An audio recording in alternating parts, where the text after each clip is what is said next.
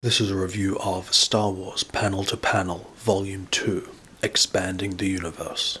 So in my review last week, I gave a pretty harsh rant against Dark Horse as a publisher, which I think was absolutely fair and justified. However, just to show that I don't have any sort of petty bias or, that a good book is a good book no matter where it comes from. So I deliberately made an effort to find one of their books that I do think is good.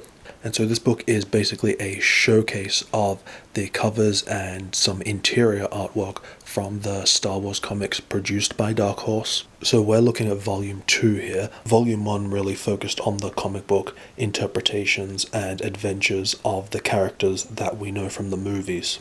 Whereas in this volume, while there definitely are plenty of familiar faces, the focus is more on the expanded Star Wars universe. And I have looked through both, and they're both equally great. It just depends what you're more interested in looking at.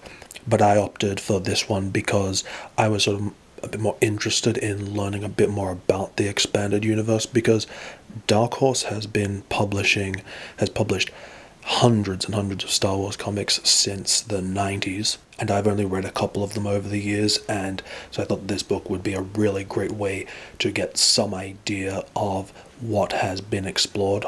The imagery mostly focuses on the covers, but I also really liked that they included select pages from the interior artwork, because that helps to give you a better understanding of what the flavor of the actual comics is like. And also at the bottom of every image there's some text that is basically just giving context to what you're looking at, like it tells you a little bit about the story that the imagery is from. And so it was really interesting and exciting as a Star Wars fan to be able to explore a lot of these corners of the galaxy that I wasn't as familiar with. Because one of the cool things about these comics is they weren't sort of just like some off to the side bastard tie-in from the movies. They were really like the way Lucasfilm handled the expanded universe through the comics, video games, the novels, all of that. It was often very respectful of what had been done before, and to ensure that everything sort of ties in together as much as possible to give a sort of cohesive feel to the Star Wars universe. A great example of this is on the front cover of this book. You might have noticed Jedi Aayla Secura, who first appeared in the comic books, and George Lucas liked her character so much that she actually appears in episodes 2 and 3 in the movies. Unfortunately though, since Disney acquired Lucasfilm, they for some reason felt the need to flush all of this work down the toilet, which seems pretty ridiculous to me.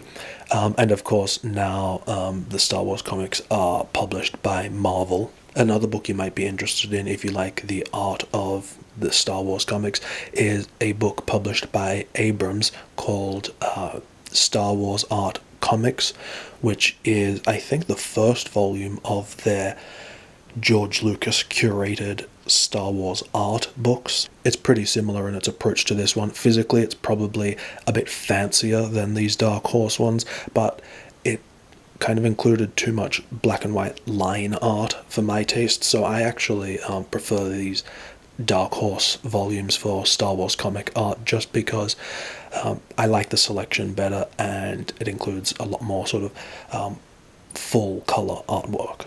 But that's still definitely a book that might be worth checking out. Another really great book that you might want to check out if you're interested in learning more about the expanded universe and seeing a lot more of this Star Wars comic art is the Star Wars Ultimate Visual Guide.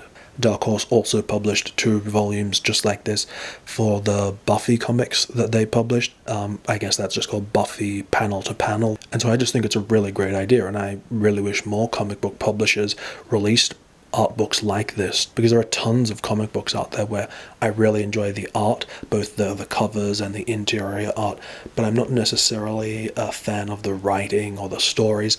And because I'm sure most people don't have the time or money or space or inclination to collect every single comic that they like the artwork for, or all the variant covers, things like that. And so I think a book like this is a really great reference to what has been done and is a testament to this really important part of the Star Wars universe.